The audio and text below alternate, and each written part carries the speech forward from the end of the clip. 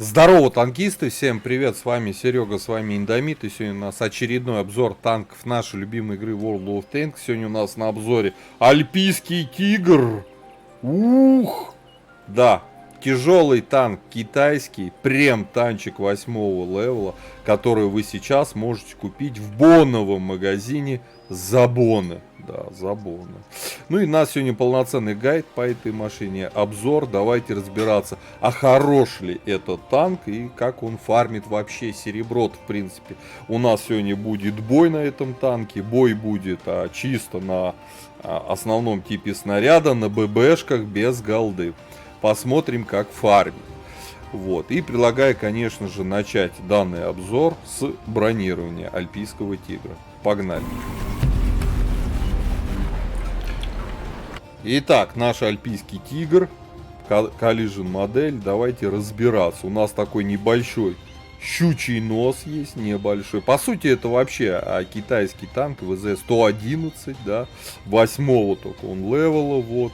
Ну и давайте начнем с НЛД. НЛД у нас 120 миллиметров, приведенки 170, 170, будем так считать, там плюс-минус, да. Много ли это мало? Но если вот так рамбануть, уже в приведенке 202. И не каждая пушка на тяжелом танке 8-го левела вас уже начнет пробивать. Такие пушки есть у Крайслера, ИС-6 начинает испытывать затруднения при вот такой приведенной броне. Так что, в принципе, эта броня не только анти-СТ в НЛД, но еще и броня против каких-то даже тяжей. Теперь касаемо ВЛД. Здесь очень много групп брони. Смотрите, вот здесь вот внизу вот эти части под щучьим носом тоже 120 миллиметров, приведенки 330. Ого! И рикошет системой пишет под хорошим углом. Поэтому этому танку сюда совсем не рекомендуют стрелять. Щучий нос, приведенки 214, 229. Люк мехода, извините, 325. Если вот так лбом стоять противником, это очень крепкая ВЛД для 8-х левелов. Не каждый, даже тяжелый танк на 9-м левеле может похвастаться такой приведенной броней. Так что по корпусу в целом у танка все более-менее нормально. Что касаемо башни. Башня у нас сферическая, как у совка, по сути. Да. Ну и давайте смотреть. Маска орудия 250. 450 есть места, да. 250 ближе к стволу. 500, 600, 955, 688. 8. Очень крепкая маска. Очень невероятно крепкая маска, потому что, ну извините, поймайте эти ближе к стволу 255, и чем их пробивать? Голдой. Не у каждого танка тяжелого, да, 8-го уровня в бое будет попадаться, да, с которыми, ну, есть такое пробитие даже на голде. Вот. Ну, понятно, там девятки, десятки вас сюда будут голдой в основном рвать, потому что, ну, ББшки тоже, ну, основной тип снаряда даже у девяток и у десяток некоторые не обладают таким бронепробитием.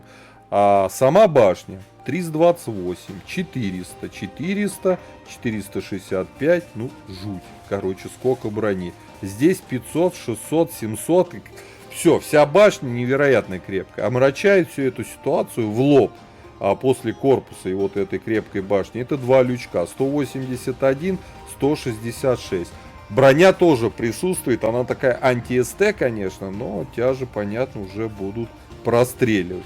Боковое бронирование у нас 80 миллиметров, а основной корпус, фальш-борта 206. Чуть выше, вот здесь, 161. Может ли он танковать от борта? Конечно, может. Конечно, может. Через каток не бьется. Но подставляет вот эту щеку, но в ней, правда, тоже, извините меня, 206.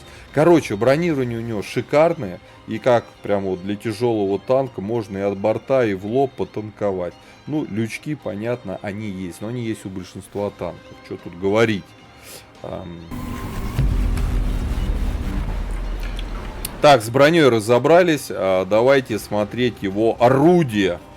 Орудие. Вот видите, больше боевого опыта, больше кредитов серебра, пересадка экипажа, естественно, бесплатно, без штрафов, со всех тяжелых китайских танков на эту машину без штрафов. А пушечка у нас 122 миллиметра, альфа хорошая, сочная в 390, пробитие основным снарядом 196, голдой 250.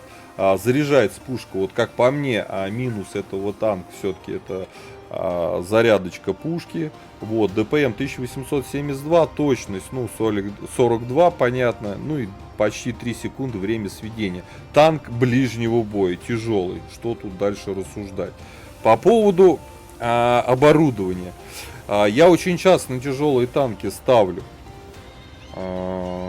турбины, но этому танку турбина не нужна, потому что он без турбины, вот сейчас ее нету, да, едет вперед 50, 15 назад, 13,3 лошади на тонну удельная мощность. Я вам хочу сказать, ну 50 ему, конечно, тяжело набрать, но свои 45-46 он набирает уверенно и достаточно быстро. Очень подвижный, тяжелый танк, очень подвижный. Поэтому рекомендую ставить закалочку, в основной слот, дающий дополнительный буст на выживаемость. Ставим досол, ставим стабилизатор. Все-таки дрын большого калибра, 122. Стабилизация на пушке не самая лучшая, поэтому на этой тачке рекомендую кататься со стабом. По снарядам. Основной тип снаряда у нас ББХ.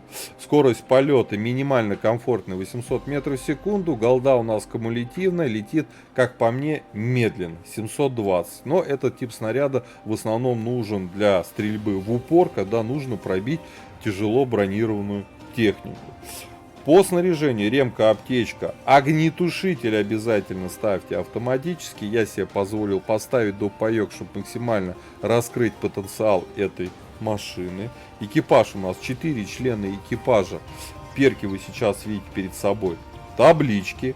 Теперь по УВН. Ну, по сути, это совок, китайский совок, да, минус 5. УВНов здесь нету. И это самый жирный, большой и, по сути, наверное, единственный минус в этом танке. Вот, как-то так. По ХП у нас все хорошо, 1760 с улучшенной закалкой. Мобильность мы смотрели, ну незаметно еще смотреть тяжелый танк. Обзор 400 метров, нормально, средний стандартный параметр. По плюсам и минусам машины. Первый плюс это бронирование. Кроме лючков, по сути, очень крепкая машина, это факт.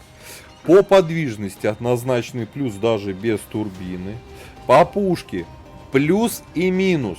Плюс это альфа.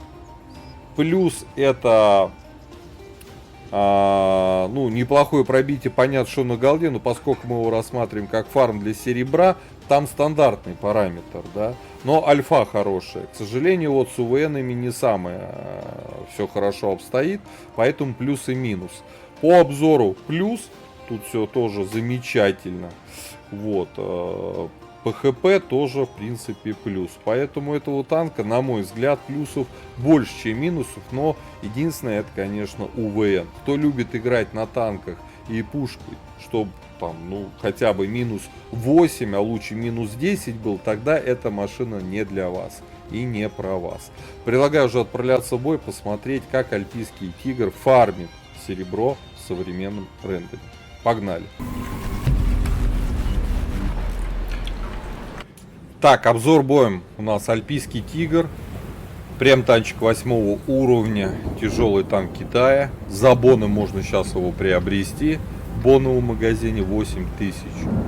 Бон. Сейчас мы его затестим. Попали мы к девяткам и семеркам. Противники у нас из серьезных, ну можно прям девятки, понятно, Т-10, Дефаза. Так.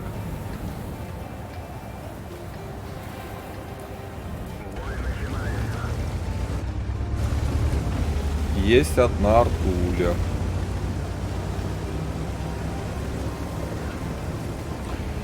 Чифтак с нами поехал. Обычный. Вот мы даже чифтейн обгоняем. Вот так вот. Вот такая вот подвижность у машины. Стараться будем играть, естественно, на Full BB, не на голде, чтобы посмотреть, как альпийский тигр, собственно, фармит серебро. Подвижность, да, годная, без турбины. Еще раз, мы без турбины. С турбиной он просто летает.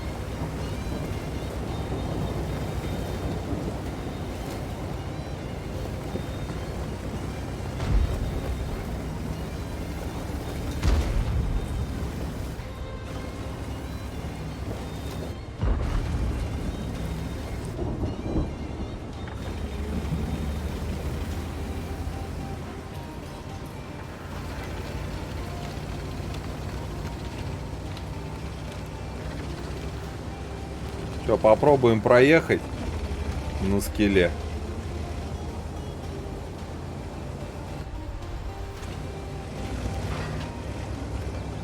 Вроде проехали.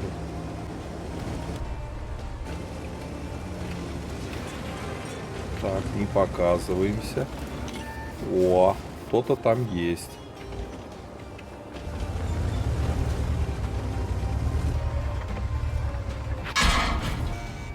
$53 ТП там.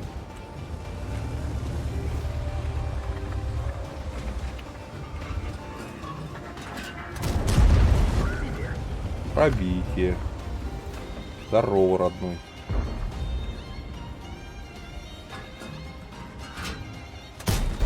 Эх, не пробили.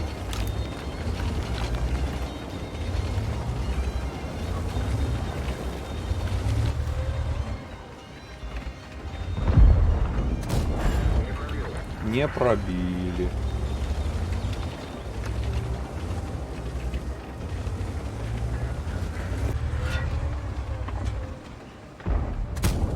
Все, пробили. Надо поджимать. Косарь выписали.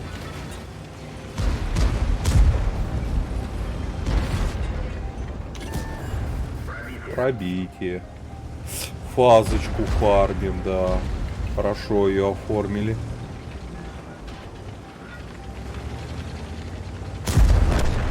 Надо добивать. Надо добивать.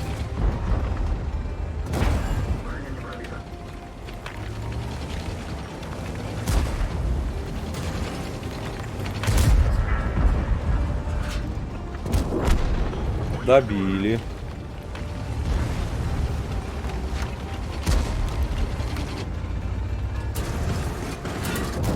Добили. Так, 1400 дали. 304 насветили. Хорошо. Ой, счет 11-1. Господи. Это турбослив у врагов. Надо еще чем настрелять. Сейчас посмотрим. Играли full ББ. Да. Без голды. Еще хотя бы пару тычек залить. Было бы неплохо.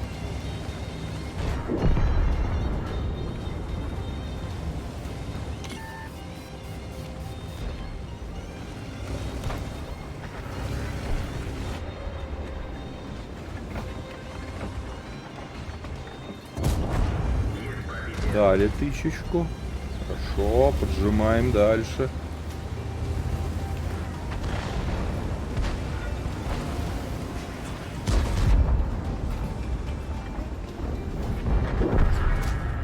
Дали Т10.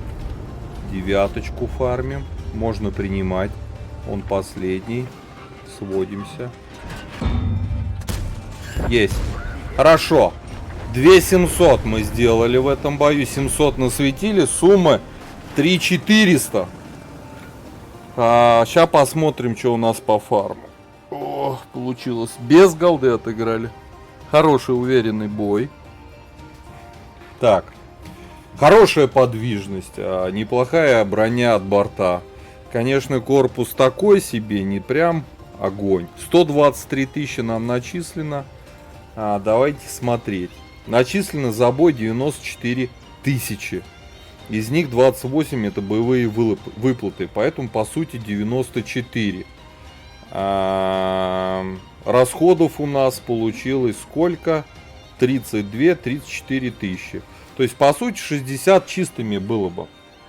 Если бы вычесть боевые выплаты, это буст клановый на серебро. Поэтому машина годная. В первую очередь за своей подвижности. Приятная альфа. Вообще приятный на самом деле танк. А хотите в ангаре иметь хороший тяжелый танк с хорошей подвижностью, с неплохим бронированием пушкой, пожалуйста, Альпийский Тигр может заехать к вам в ангар. Готовьте бонус. Я рекомендую. Тачки по 5-бальной системе ставим 4 балла. С плюсом, наверное, даже. Вот. Пишите свои комментарии, есть ли у вас такой танк в ангаре, какое вы используете оборудование. Ну и, конечно, подписывайтесь на канал. А самое главное, лайкосов побольше, господа. А я говорю всем пока-пока.